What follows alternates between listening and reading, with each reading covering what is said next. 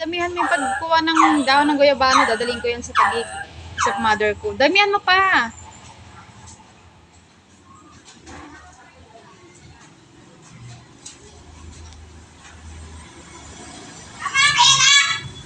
Galit pa siya.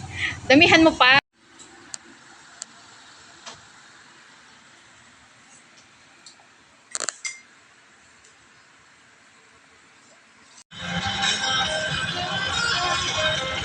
Maala to. Oh, sige. Tingnan na lang natin. Matapang mo na talaga. Ayan na.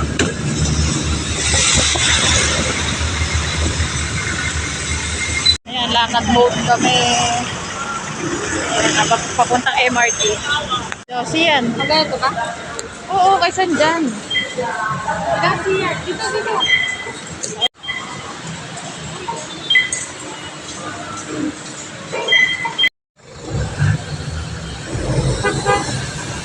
Terminal dito, no? Nagbago na.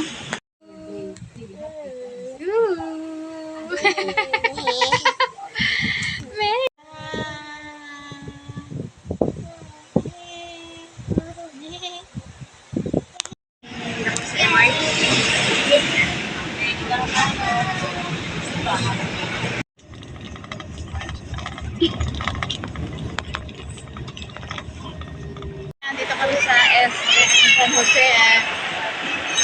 Sampay, mag-ikot-ikot lang muna dito.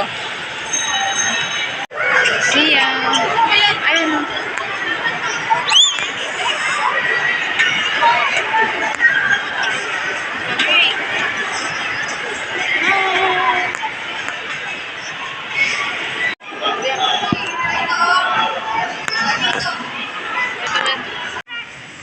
Kaya nga, ay. Ayun, ang ganda. Mama, Ferris wheel tayo, Ferris wheel. Hindi, maglilibot tayo. Wait.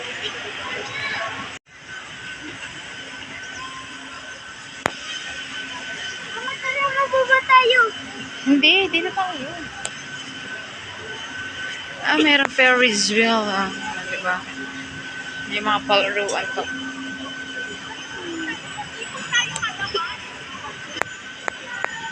Ginawa ko nga yung torrente sa bahay, yung breaker kasi may naputol, inayos ko.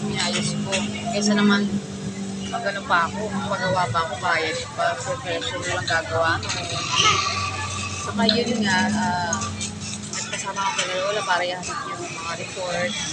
Ayan, so pinukuha ko sisiyan ng down ng goyabano para lang stepmother ko kailangan niya yun. At ayun nga, pumunta kami doon sa Taguig para dalawin yung puso kong anak. At syempre, hatid ng order din. Yun, pagka naghahatid kasi ako ng order sa Taguig, sinasabayan ko na rin yung pagdalaw sa anak ko. Tapos, itong mga anak ko sumama na rin. Ayan, buti may pamasahe sila kasi kung ako lang, hindi sila sasama.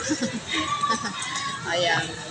At yun, pumunta kami nga dito sa SM.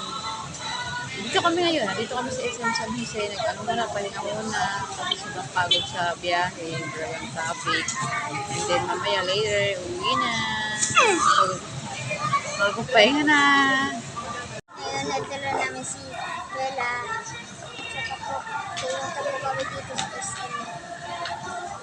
Super stress. Pero okay lang kasi papasukan na at syempre huwag tayong makakalimot na lagi tayo manalangin sa Diyos, magtiwala para sa Kanya dahil sila naman ang puntang ay makakapagpagitan sa atin, sa lahat ng ating kahilingan.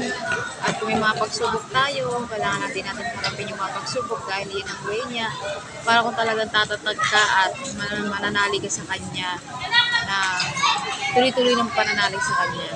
So, yun sa mga hindi pa nakakapag-subscribe, mag-subscribe, like, share mo na itong ating reality show sa G-Vlog PH. Kung hindi pa tayo pa sa ngayon, syempre, pagkakaloob ng Diyos yan sa tamang panahon na tayo ay monetize na at kumita na rin. At yun, pag sakaling talagang yung mga solo parents dyan na napapatuloy sa buhay at hirap sa buhay, at yun nga, ayaw mga ako, pero soon, baka nakain nyo, matulungan kayo yun. At sa lahat po na may pinagdadaanan sa buhay, huwag kayo susuko palagi sa araw-araw. Ayan. Sumabaybay ka lagi dito sa ating G-Vlog PH.